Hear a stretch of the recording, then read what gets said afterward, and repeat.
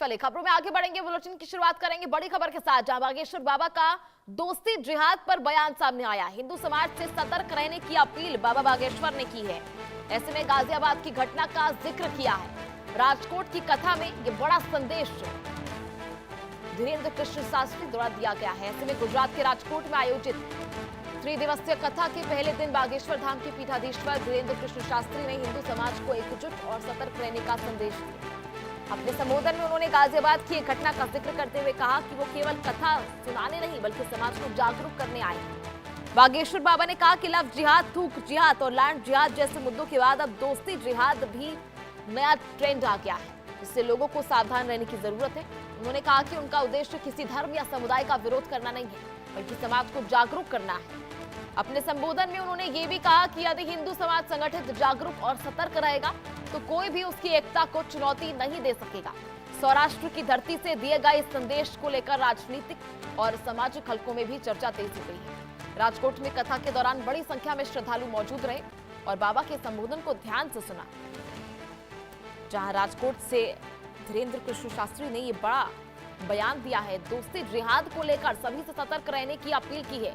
हिंदू एकता पर भी जोर दिया है। ऐसे में ये बयान अब चर्चा में आ गया है। दरअसल गाजियाबाद की एक घटना का जिक्र करते हुए उन्होंने दोस्ती जिहाद को लेकर सवाल उठाए हैं।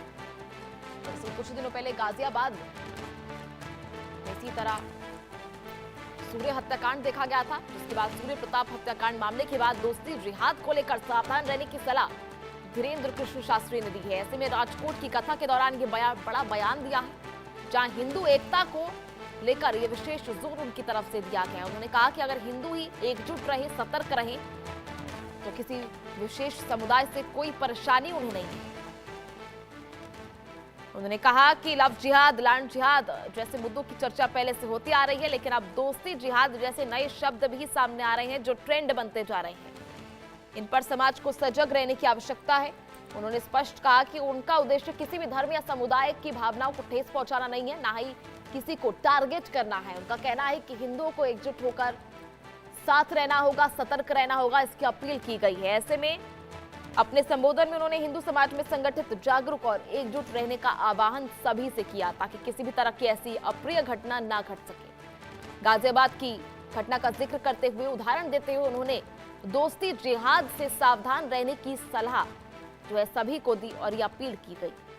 ऐसे में राजकोट में बड़ी संख्या में मौजूद श्रद्धालुओं ने उनकी बात को ध्यान से सुना और फिलहाल इसको लेकर राजनीतिक हलकों में भी चर्चा तेज हो गई है और विभिन्न पक्षों की प्रतिक्रिया भी सामने आने लगी है।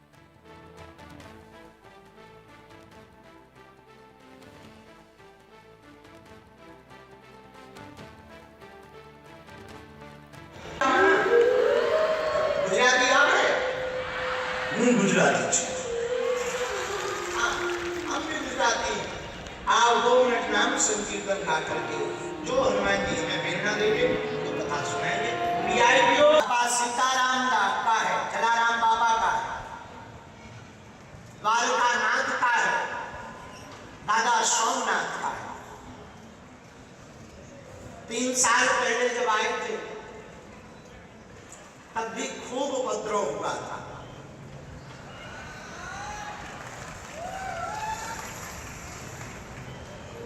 और हमको भी जब हम आए तो हमें पता लगा भगवान की बड़ी कृपा, आज की चर्चा को प्रारंभ करने के पहले हम आपको एक सूचना दे दें।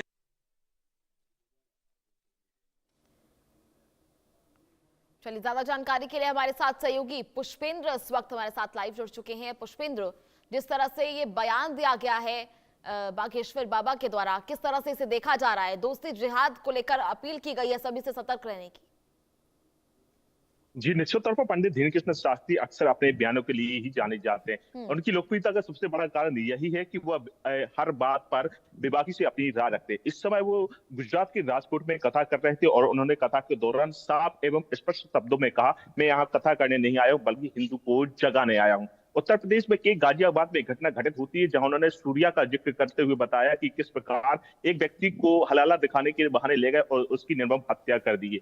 इसी पर पंडित धीरेन्द्र कृष्ण शास्त्री ने कहा कि पहले लव जिहाद था, लैंड जिहाद था, थूक जिहाद था, अब नया ट्रेंड बनता जा रहा है जो है फ्रेंडशिप जिहाद यानी दोस्ती जिहाद। अब दोस्ती जिहाद में अक्सर हिंदू के लड़कों को फंसाकर उनके साथ ऐसी हरकतें की जा रही, इससे उन्होंने कहा कि सावधान रहना चाहिए, क्योंकि जिस प्रकार की लगातार समाज में घटनाएं घटित होती है उसका जिक्र करते हुए पंडित धीरेन्द्र कृष्ण शास्त्री ने कहा कि अब समय आ गया है कि अगर एक रहेंगे तो सेफ रहेंगे। अब पंडित धीरेन्द्र कृष्ण शास्त्री का यह बयान लगातार वायरल हो रहा है और लोग इस पर तमाम प्रकार की प्रतिक्रिया दे रहे हैं, लेकिन कहीं ना कहीं पंडित धीरेन्द्र कृष्ण शास्त्री ने एक नए बहस को, एक नए शब्द को जगह दे दी है, जो दोस्ती जिहाद लगातार ट्विटर पर भी ट्रेंड कर रहा है। जी ठीक है। देखिए, ऐसे धार्मिक मंचों पर इस तरह के मुद्दे उठाना कितने ज्यादा प्रभावी साबित हो सकते हैं कि उन्होंने भी साफ कहा कि मैं कथा करने नहीं बल्कि सभी को जागरूक करने आया हूं।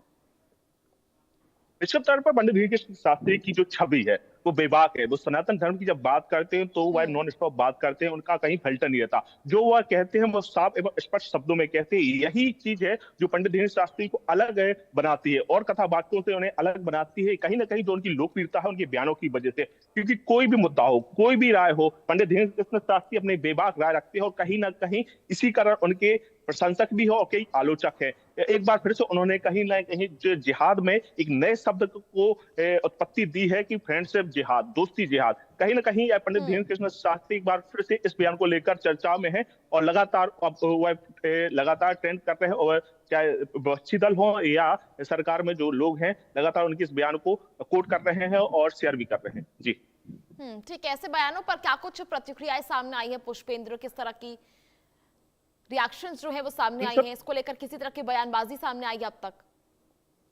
निश्चित तौर पर जो उनके प्रशंसक है वह उनके बयान की तारीफ कर रहे हैं, जो उनके आलोचक वह कह रहे हैं कि बाबा कहीं ना कहीं समाज में जहर घोलने का काम कर रहा है। वह धार्मिक एक कथावाचक है, उन्हें कहीं ना कहीं धर्म की बात करनी चाहिए।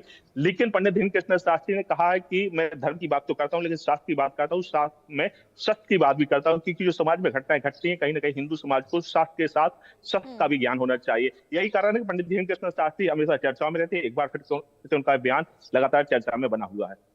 ठीक है पुष्पेंद्र, इसमें इन्होंने गाजियाबाद की घटना का जिक्र किया है जहां दोस्ती के नाम पर हत्या कर दी गई, दोस्त में बुलाकर दोस्त को जो है मार दिया गया। ऐसे में फिलहाल थूक जिहाद, लैंड जिहाद, लव जिहाद के बाद जो है ये दोस्ती जिहाद को जो है उन्होंने नया नाम दिया है। क्या इसको लेकर आगे जो है चर्चा हो सकती है? क्या अब एक तरह से उनकी द्वारा संदेश दिया गया है किसी भी तरह से ऐसे दूसरे समुदाय के लोगों के साथ दोस्ती नहीं करनी है, या ये अपील की गई है कि सतर्क ही रहना है? निश्चित तौर पर उन्होंने कहा कि आमतौर पर लोग उन्हें सलाह देते हैं कि कम बोलें, अच्छे मुद्दे बात करें, लेकिन कहीं ना कहीं उन्होंने कहा कि मैं मुस्लिम विरोधी नहीं, किसी समुदाय का विरोधी नहीं हूं, लेकिन जिस प्रकार समाज में घटनाएं घटित हो रही हैं लोगों को खुद समझना चाहिए कि इस प्रकार की घटना ना घटे। इसलिए मैं कह रहा हूं कि अब कहीं ना कहीं ऐसे लोगों से बचकर रहना चाहिए और कहीं ना कहीं जो समाज में लैंड जिहाद के बाद दोस्ती जिहाद वो बढ़ता जा रहा है, उस प्रचलन को उन्होंने कहा कि कम करने के लिए लोगों को सावधान रहना चाहिए और हिंदू संगठन के लोगों को या हिंदू धर्म के लोगों को अपने में रहना चाहिए और अनेकता में ना बटे, एक रहे और सेफ रहे। जी ठीक है। ऐसे में देखिए, क्या ये नया जो है एक राजनीतिक मुद्दा बनकर उभर सकता है? जिस तरह का बयान पहले भी वो देते आ रहे हैं और हमेशा ही राजनीति में जो कुछ भी घटित होता है उसको लेकर हमेशा धीरेन्द्र कृष्ण शास्त्री बयान देते हुए आए हैं, तो ऐसे में क्या एक नया राजनीतिक मुद्दा बनकर उभर सकता है? जी बता दें, पंडित धीरेन्द्र कृष्ण शास्त्री पिछले महीने एक अज्ञातवास पे गए थे जहां वो साधना कर रहे थे। एक महीने से गायब थे, लेकिन जैसे ही वो वापस आए हैं कहीं ना कहीं उनका 2.0 वर्जन दिखाई दे रहा है। लगातार चाहे वो महंगाई का मुद्दा हो या डीजल पेट्रोल का मुद्दा हो या नीट का मुद्दा हो या अब उनका एक नया बयान जो फ्रेंडशिप जिहाद पे आया है, कहीं ना कहीं उनके इन बयानों से लगातार ये भी समझ में आ रहा है कि कहीं ना कहीं वो चर्चाओं में बने रहने के लिए या अपना एक नया वर्जन दिखाने के लिए लोगों पे आगे ऐसे जो है किस तरह से इस बयान को आगे देखा जाता है। चलिए, बहुत बहुत शुक्रिया आपका जुड़ने के लिए। खबरों में आगे बढ़ेंगे, रुक करेंगे एक और बड़ी खबर जहां दिल्ली में लापरवाही से मासूम की मौत हो गई। ऐसे